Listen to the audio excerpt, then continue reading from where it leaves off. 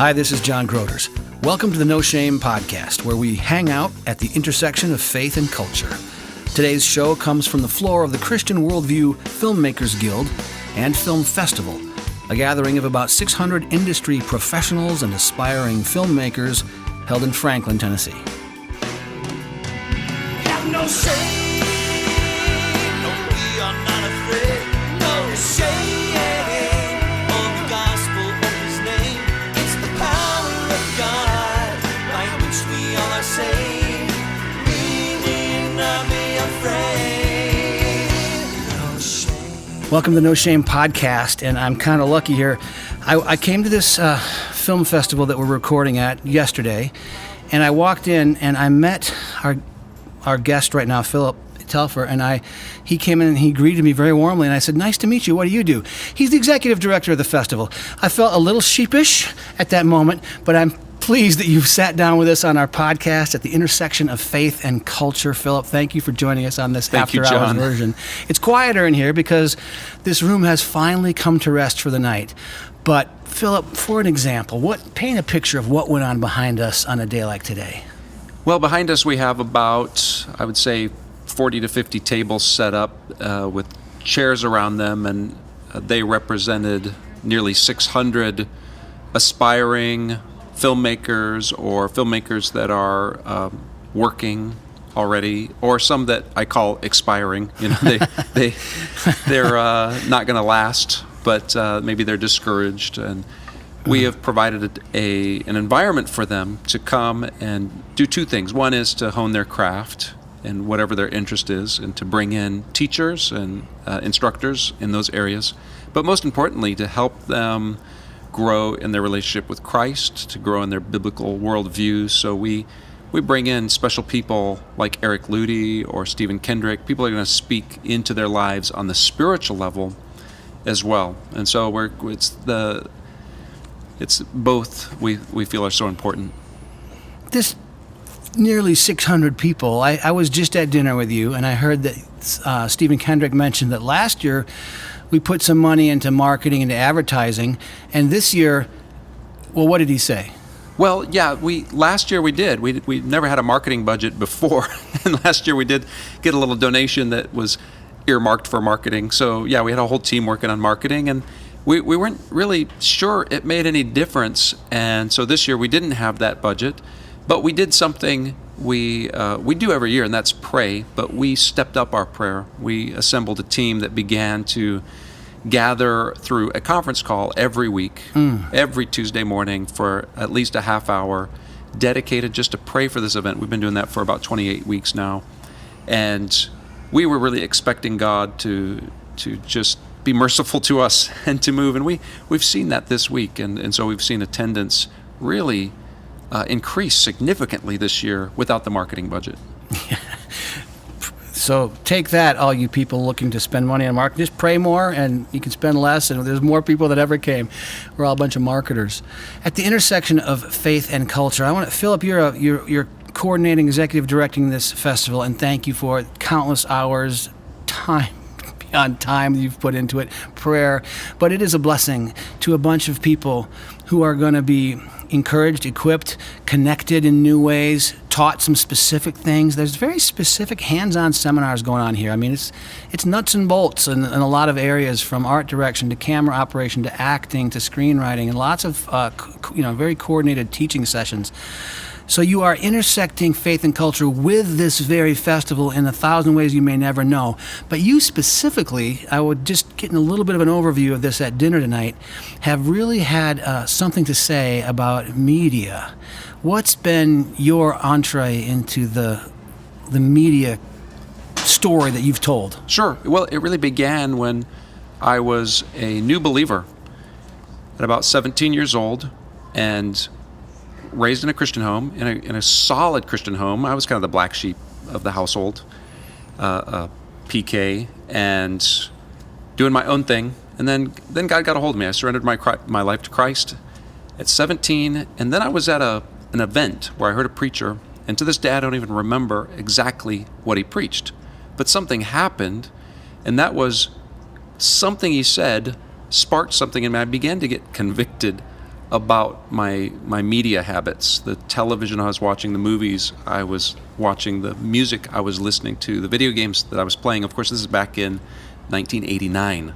And I wanted to push that out of my mind. I'm like, wait a minute. I was like a typical teen that says, this doesn't affect me. And I had this wrestling match with the Lord as I was coming under this conviction about some really bad toxic media habits that I had in my life, and I didn't see the conflict there. So I was arguing, I thought with myself, it's not a problem, it's not an issue, this doesn't have an effect on me. And then God opened my eyes to see, if so, why are you so jumpy about it? Why are you so defensive? And would you be willing to give it up if I asked you? And the scary thing, here I'm a new disciple. Discipleship's all about obeying Jesus Christ, following him. And here I'm saying, no, I wouldn't. And that's when I realized this has a hold on me. And God opened my eyes that there was some sort of idolatry happening in my life, even as a new Christian. And I'm like, that's bad. That can't be good. That I would say no to Christ if he asked me. Now, granted, I mean, maybe this sounds funny, but I still didn't believe it had an effect on me. I just thought that there's some hold. So I decided to do something I'd never heard of. I decided I'd go on a 2-week media fast. No one asked me to do this except the Holy Spirit. And so for 2 weeks, I did a strange thing. I had no support for this. My parents thought I was kind of nuts. My peers definitely thought I was nuts. And I didn't even get rid of it. I just boxed up all my music. I stopped watching television. I didn't go to the movies. And in that 2 weeks, something changed in me. For one, it's like light pollution. You know, when you're in an inner city like Chicago, I used to live in Chicago, you go outside at night, you look up and you don't see the stars. It's not because there's no stars over Chicago. It's because there's so many man-made lights, you can't see the stars. And then you get out of the city, get about 120 miles out in the boondocks, and you look up at night, and if it's clear night, you can see the Milky Way galaxy. It's so bright, you see so many stars because there's no light pollution. And so what was happening when I was taking that media fast was that light pollution in my life was lifting. And I began to see God in new ways. And so by the end of the 2 weeks, I had really grown in my faith. And I thought, why would I want to stop this? And then another thing happened that was really important. I realized that even though I'd grown up in the church, I had never read the Bible through from beginning to end. And I thought, well, how am I going to learn to discern between what's right and what's wrong in this world if I haven't even read God's book? So I made a commitment to not only curtail my media choices, just to detox until I could better discern what was good and what was bad. And then I began to pour into the scriptures and was determined, I'm going to read the Bible all the way through. And that combination of those two things were revolutionary in a 17-year-old's life. But it also began to isolate me from my peers because there wasn't anybody around doing such a thing. So that was the beginning, but I just kept it to myself. I kept quiet because as soon as you start talking about, yeah, I've kind of made some decisions not to watch, the latest movie or to spend hours wasting my time in front of the television. I've decided to not listen to music that I believe dishonors God. And then all of a sudden people get, squeamish and they start knee-jerk reacting. And of course, I'm just a new believer and I don't understand why there's this knee-jerk reaction to someone who has a conviction out of love for Jesus. So I went underground. I just decided I'm not going to talk to people about this. Every time I talk to a Christian about what God is doing in my heart, they are getting jumpy. It puts a barrier between us. So I'm just going to live differently and I'm not going to talk about it. So that's how I lived for several years. Thankfully, God brought a wonderful wife who had similar convictions, and we just lived differently than a lot of our peers. But then fast forward 10 years from that point, I was a youth pastor in a rural town in Illinois, and I'm expecting to be pastoring Opie from Mayberry. It's a town of 1,700 people. There's not even a stoplight in the town. And instead, what I find is that many of the youth that were in that small community were struggling with almost everything the youth were struggling with in the urban city of Chicago, except for gang activity. So there was some wannabes, but there was no gang activity in this small town. But everything else, from unwanted pregnancies to drug abuse to broken homes, and I sat there and go like, what in the world is going on? And there was a common denominator. There was the power of media to influence a culture. So wherever there was a radio, wherever there was the internet, wherever there was gaming, all those things were pouring into their lives. And that's when I said, you know what? I can't be quiet about this. I need help from God to find ways to communicate in a way that would help a young person or an adult to see that this is a big issue, and we need to have better discernment and guard our hearts, and that God can do a lot through that. So that's kind of how it started. I didn't really know what to do, but I would go into the sanctuary as a youth pastor, and I'd read, at the time was Plugged In magazine, focused on the families, sent out this magazine and would give reviews of all the toxic stuff coming out. And you'd read it. If you read it cover to cover in one sitting, you'd really want to throw up by the time you're done. And so I didn't know what else to do, so I'd read those magazines. My heart would be broken for what the world was producing and pumping into this generation. And I'd just go into the sanctuary and cry. I'd pray, and I'd say, God, I don't know what to do. I don't know if there can be anything done. It felt like a Goliath versus David standoff, and it seemed like the church was cowering, like David before this giant who just kept mocking God, mocking his people. And I thought, wow, what's the David moment here in my life? What are the 5 smooth stones? I'm not sure what they are, but God, I'm going to at least take it to prayer. And if there's anything I can do, then I want to do it. And that's how it all began. Where is our culture? So that you're late 80s, late 90s, so much has changed at the speed of light since then. And with these devices in every pocket in the world, where are we at now as a culture in the same sense of what is non-filtered straight into our brains oh my and goodness. souls? Things have changed. When I began in 2003 to actually travel the country and speak on this subject. I thought I'm going to take the things that God's been teaching me. I want to try to convey them in a way that a young person could understand, and maybe it would impact them. But in 2003. When I began speaking on this, there was no Facebook. The kids didn't have cell phones. There were no smartphones. There were no social media, so there's no YouTube. And yet there was still a problem. So you could say you could have a ministry in 2003 that was dealing with a massive problem already, and the smartphone didn't exist. Now you add the smartphone to that, you add connectivity to the internet at any given moment. And now you've gone from not only a content issue, but just the fact that we're consuming so much media. The average American is consuming so much. I mean, it's most of the waking hours we're consuming media. Now, it's not all bad. That's why we're doing a Christian film festival. That's why we're pouring into those who are going to create some great content. But nevertheless, it is a battle out there, and I believe that there's those two aspects, two sides of this coin. One is we need to be good. We need to be savvy, spirit-led consumers of media, that we know we're guarding our hearts, and even the amount of time that we spend.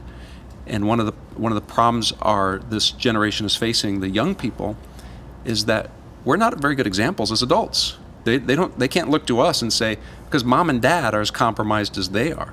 They just say, hey, this is the way things are. That's all they've ever known. And the adults are kind of throwing up their hands going, I don't know what to do. I mean, I can't go to my parents and ask them because we didn't have these things when I was a kid. They never dealt with this. So we have a culture that's really confused about the idea.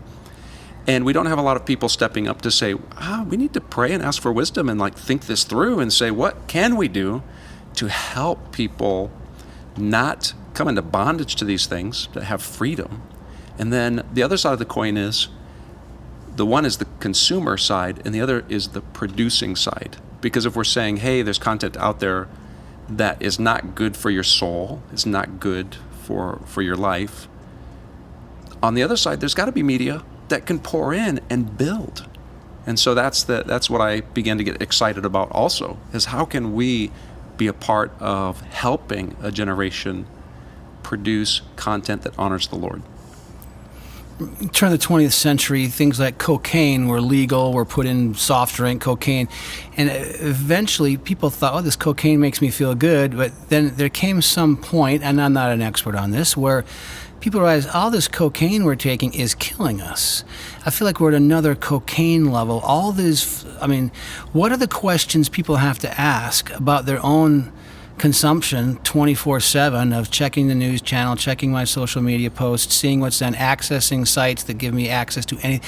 You know, if I'm listening to this podcast, and I realize there's an irony, we're doing a podcast about oversaturation of media. It's like flying my private jet to a global warming conference in a sense. But what are the questions that, you know, you say, hey, just stop for a moment and ask yourself these questions. We're talking about this because we want abundant life for all of us. Are there things that you ask people to check themselves on? Well, yeah, first, but let me say this. I'm not anti-media. I'm Right. not anti-technology. I believe there's a lot of great useful tools, but we need to use them wisely. So definitely one of the things you have to ask yourself is, you know, how am I using this as a tool, or has it taken over me? You know, is it controlling me or am I controlling it? Imagine this. So you're in your backyard and you look over the fence and you see your neighbor, and he's building a shed, and he's doing it old school. He doesn't have a nail gun and a compressor. He's got a hammer and some nails, and he's using that hammer well. He's pounding the studs together. He's putting the rafters in. Hey, good job, Joe. It's a nice looking shed. It's completely normal. That would be great to see. But what if you met Joe in the grocery store the next day, and he's still got the hammer in his hand? And you say hi to Joe, and he kind of hardly looks up at you. He's like, huh? Oh, hey, Phillip. But he's distracted by his hammer. And he's looking at it, and he's fussing with it. Right. And then every time you see Joe, he's handling his hammer. He's distracted by his hammer. I think any one of us, if we had to assess the situation, would say, there's something wrong with Joe. I mean, this guy's got a real problem. And, you know, it was interesting because when, you know, I've been through the transition, I'm known as what they call a digital immigrant. I've immigrated into the digital age, whereas my children are what they call digital natives. You know, they've grown up with this, they've always seen it. But as a digital immigrant, and you are also, you probably remember the days when cell phones were just getting into people's hands, when they were no longer briefcases, you know, owned by attorneys. Mm-hmm. And so when it was no longer a briefcase and people could carry their cell phones around, it was a real status symbol. Mm-hmm. And so what really bugged all of us who didn't have cell phones was that these few people that owned them would in public places, like a restaurant, really flagrantly present these. You know, it would ring and they'd pull it out like, hello, and they'd be really important, you know, and everybody'd be looking and going, stop it, you're just like, that's so distracting. And they wouldn't be saying it, but you'd be thinking it, and you just want to pummel that person. It's like, that is so wrong. And that's the way we all felt, you know, if you didn't have a cell phone. Now everybody has one, and it's not uncommon to just see people all the time on their phones. And the Diagnostics and Statistics Manual, for the first time, was in the news last year, that digital addiction and video game addiction in particular, for the first time was recognized as a disease. Now, I don't give much credit to that. You just ask the average mom whose son plays video games, and she'll tell you, yeah, it's addictive. Mm-hmm. If it walks like a duck, it quacks like a duck, then it must be a duck. Mm-hmm. So we don't need the experts to tell us what common sense of the average mother in America could tell you. Same thing with cell phones. They might argue, oh, there's really such a thing as cell phone addiction. You know, I was talking with Dr. Jeff Myers about this in a documentary that we produced called Captivated. And in that documentary, as I asked him about, he says, you know, that some of the science is showing that in the brain, the makeup of the brain, there's a pleasure center of the brain. It's called the nucleus accumbens. And that pleasure center, you know, when you're doing something that's enjoyable, you know, it lights up. I mean, that's essentially what drugs, you know, as you talk about mainlining drugs, basically drugs are kind of bypassing all the natural systems and causing that nucleus accumbens to produce dopamine. This is probably where we get the word dope. And so it's producing dopamine and lighting up the brain and making people feel great. Well, There's another part of the brain, the front part of the brain, the prefrontal cortex. It's kind of an executive center of the brain, and it's what happens when you're working hard at something, is how he explained this. Then these two things work together. It lights up the nucleus accumbens, and you're working hard, and then you feel pleasure for doing some hard work. That's kind of the way God designed it. But when you're like playing video games, or you're enthralled with the latest HD TV, and you're just sucked into things, or you're constantly picking up your cell phone because it dings, you're getting these little dopamine bursts, and what's happening is it's actually draining blood away from the executive center of the brain. It's reversing. It's got to fuel that somehow. How are you going to produce that dopamine? You got to fuel it. So it's pulling blood away from the prefrontal cortex, and it's actually giving people the sense of accomplishment, even though they've done nothing. So now you got two problems. You're becoming addicted to these constant stimulations in the brain, but you're also feeling like you're actually doing something when you're not.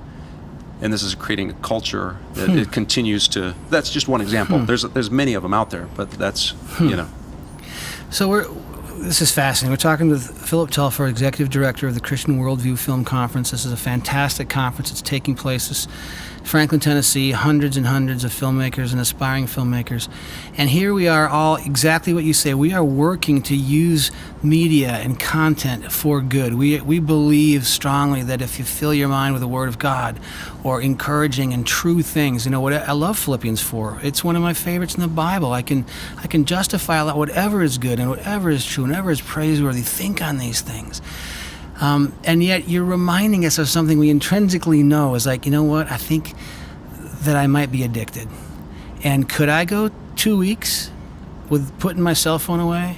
Could I go 2 weeks with turning off my mainline I need to know the news before it happens. It's so fast now. Nobody's going to collate the news at the end of the day and put it on Walter Cronkite's teleprompter, and I'm not going to wait till then. Could I even go? Yeah, of course I could, but don't ask me to. And if we really can't answer that question with some honesty, then you've asked us, is that idolatry? Are we finding ourselves being guilty of an idolatry that we haven't even recognized? And I guess, just talking to you about this and watching your documentary, or going, where can I get your material if I want to look at this more closely? Sure. I started a nonprofit organization called Media Talk 101, so you can find it at mediatalk101.org.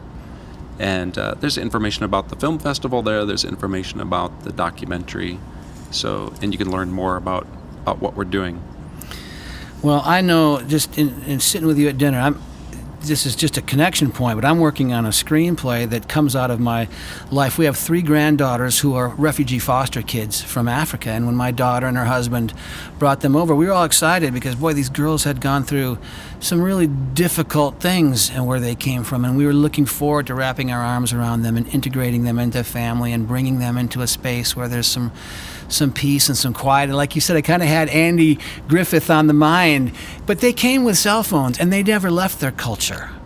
They're in their music, they're in their world, they're in their conversations, and we could not crack through that. Well, I guess it's a long-term commitment. I wouldn't say we can't, but I started to say, my goodness, when I was raising our children, if someone had said, I want you to put right in their bed a pipeline to everything you oppose, which will be put in the most persuasive possible way with pop music and hit culture, and they're going to undermine everything you taught them, are you cool with that?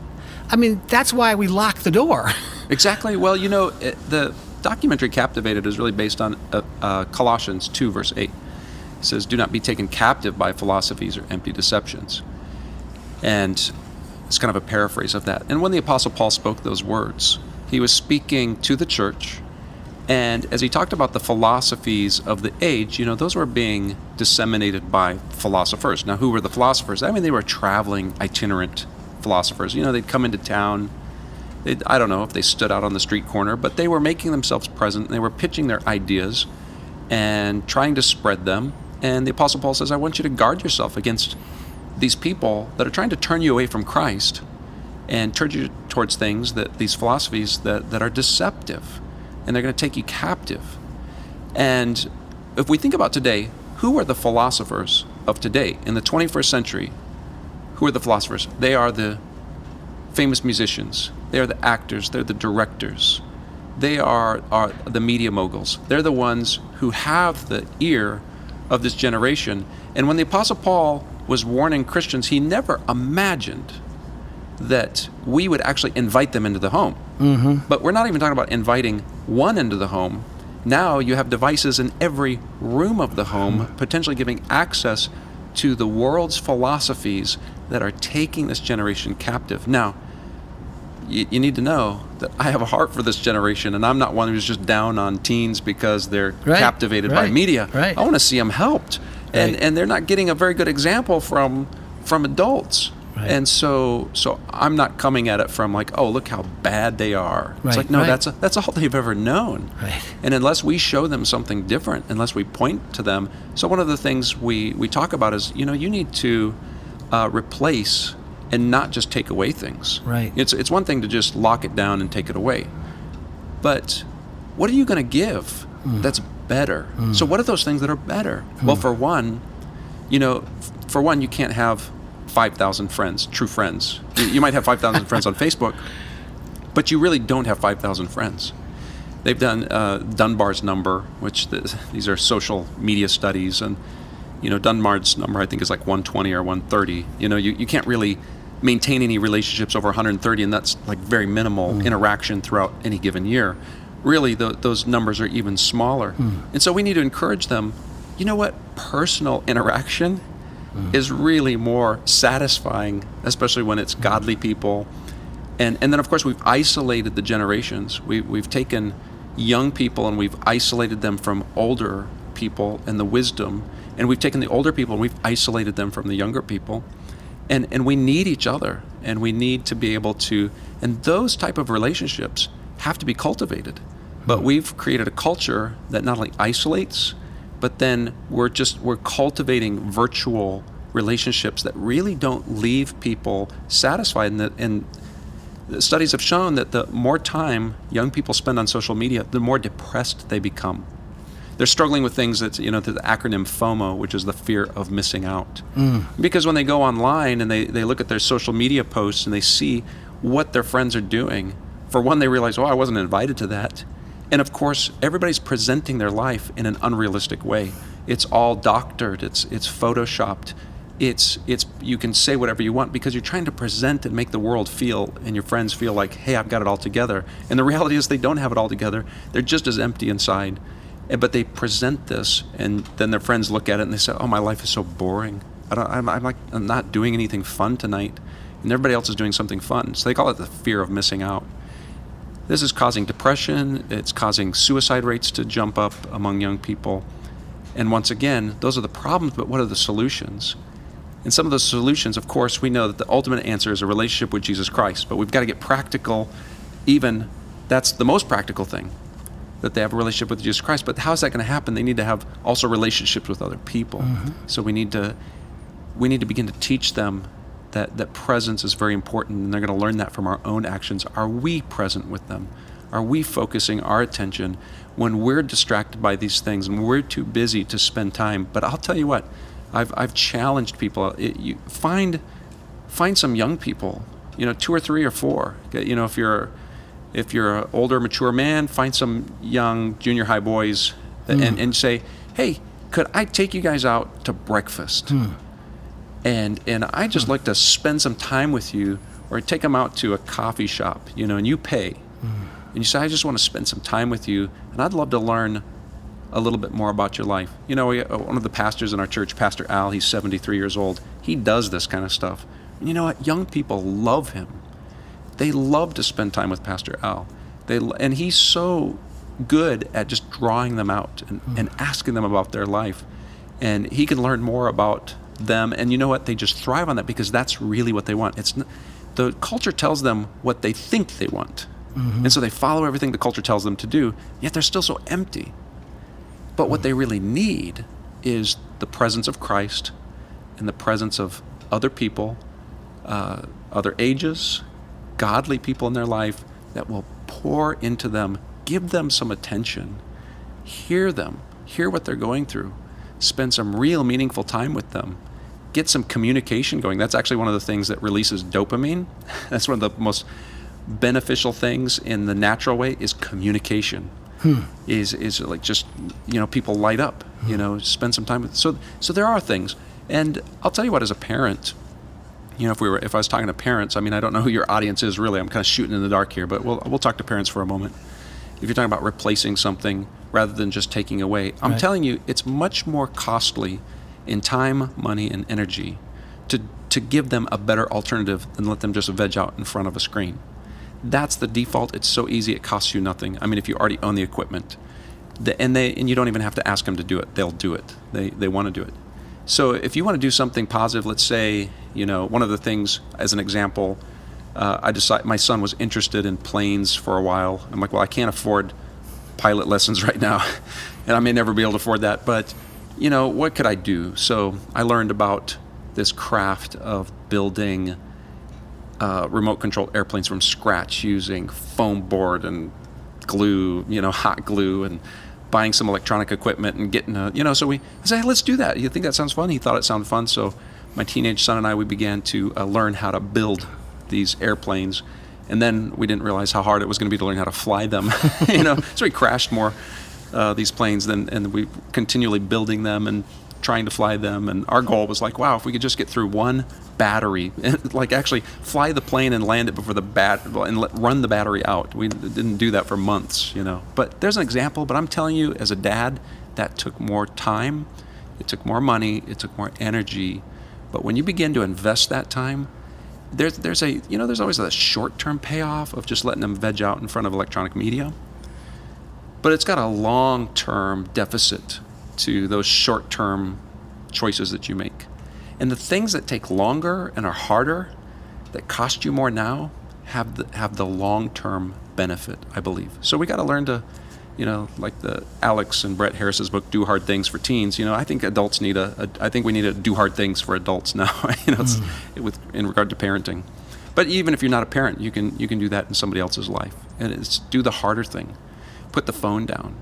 Learn how to give your attention to somebody. Here's a novel idea. Write a card or a letter to someone. We had a part of our ministry for a while where we had a team of young people that volunteered to pray for other teens that were struggling with some of their media habits.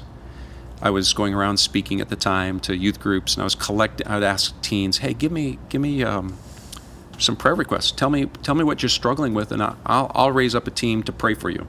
So I got all these requests, and I began to make appeals to other teens to say, hey, would you lift them up in prayer? And I said, then I want you to do something else. I want you to take some time. I'm going to buy cards and envelopes and stamps. And I'm going to get the addresses. And I want you to take 5 or 10 minutes as you're praying for that other teen. I want you to ask God to give you something encouraging to tell them, maybe a verse. And the whole purpose that I was doing this, because I thought, I know something, is that most of these kids that are doing email, texting, social media, most of them have never received a letter in the mail or a card that was handwritten. And I thought, it's kind of retrograde, but how cool would that be? And so we began doing this. They sent out thousands of letters, cards, handwritten cards saying, hey, even if it was just simple, hey, I know you don't know who I am, but I'm praying for you.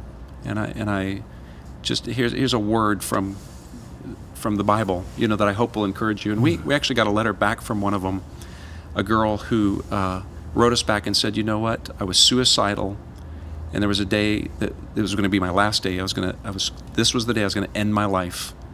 And this card was brought to me from the mail from someone I didn't even know, saying they were praying for me, and put a little verse in there, and it changed my life.